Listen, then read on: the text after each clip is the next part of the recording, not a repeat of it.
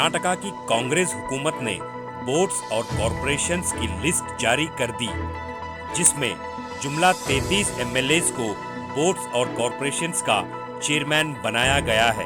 Siddaramaiah chief minister of Karnataka ने ये list जारी करते हुए तमाम 33 एमएलएज को मुबारकबाद पेश की। गुलबर्गा नॉर्थ की एमएलए मोहतरमा कनीज फातिमा साहिबा को कर्नाटका सिल्क मार्केटिंग बोर्ड का चेयरमैन बनाया गया है। शांति नगर बेंगलुरु के एमएलए एन.ए. हारिस को बेंगलुरु डेवलपमेंट बोर्ड बीडीए का चेयरमैन बनाया गया है। Bureau report, Atraf TV Urdu news.